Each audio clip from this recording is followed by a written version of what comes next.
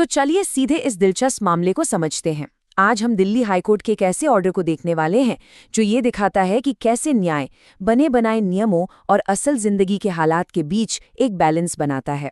जरा सोचिए, अगर कोई बहुत जरूरी वजह से कोर्ट में अपनी तारीख पर ना पहुंच पाए तो क्या होगा? क्या उसका केस बस वहीं खत्म हो जाएगा? यही सवाल इस पूरे मामले के सेंटर में है। तो शुरू करते हैं पहले हिस्से से, सबूत बंद होने का मामला। कहानी की शुरुआत होती है एक कानूनी मुश्किल से, जहां एक पक्ष के लिए सबूत पेश करने के सारे रास्ते ही बंद कर दिए गए थे। अच्छा, तो जैसा कि हम देख सकते हैं, ये मामला दिल्ली हाईकोर्ट का है। हमारी सारी जानकारी इसी ऑफिशियल ऑर्डर पर आधारित है और ये फैसला 21 जनवरी 2026 को आया था। तो हुआ ये कि 22 अक्टूबर 2025 को एक निचली अदालत यानी ट्रायल कोर्ट ने याचिकाकर्ताओं के खिलाफ एक बड़ा अहम फैसला सुनाया और बस यहीं से पूरी कानूनी लड़ाई की शुरुआत हुई। अब ये फैसला क्या था?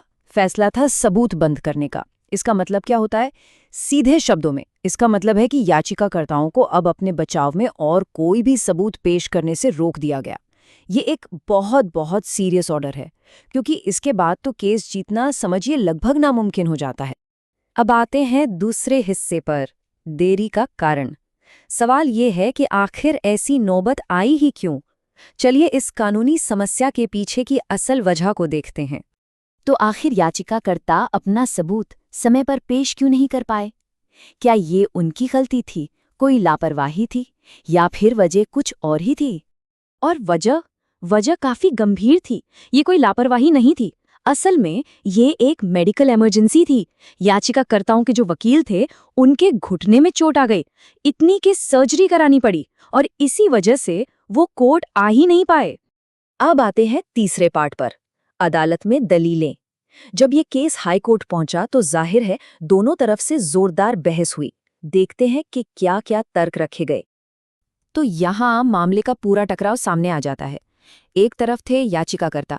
उनका कहना था कि उनके वकील की मेडिकल इमरजेंसी बिल्कुल असली थी, इसलिए उन्हें एक मौका और मिलना चाहिए।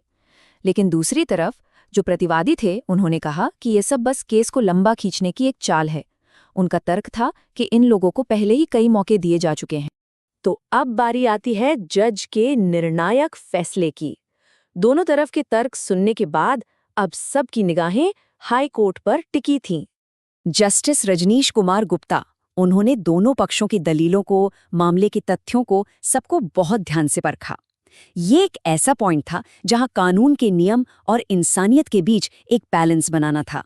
और फैसला आया याचिकाकर्ताओं के पक्ष में। जी हां, कोर्ट ने उन्हें अपने सबूत पेश करने के लिए एक और आखिरी मौका देने का फैसला किया। लेकिन कहानी यहां खत्म नहीं हुई।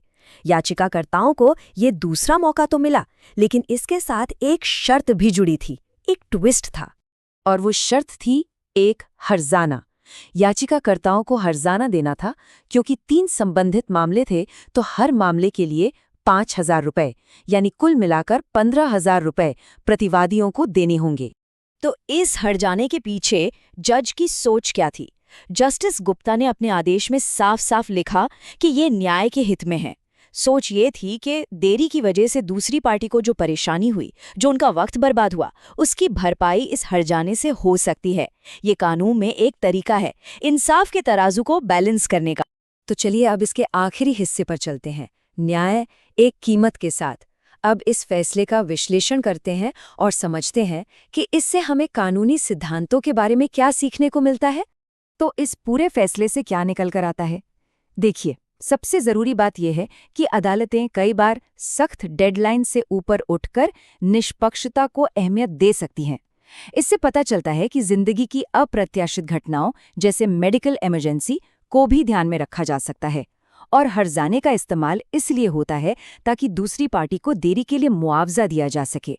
इससे दोनों तरफ निष्पक्षता बनी रहती है, एक बैलेंस बना रहता है। तो आखिर में ये ऑर्डर सिर्फ एक केस का फैसला नहीं है, बल्कि ये हमें न्याय की प्रकृति के बारे में ही कुछ बताता है। एक ऐसा सिद्धांत जो सख्त नियमों और इंसानी हालात के बीच एक संतुलन बनाने की कोशिश करता है। और ये पूरा मामला हमें एक बड़े सवाल के साथ छोड़ जाता है कि हमारी अदालतों को रहम यानी मर्सी और काम को तेजी से निपटाने यानी एफिशिएंसी, इन दोनों के बीच सही संतुलन कैसे बनाना चाहिए। सोचने वाली बात है।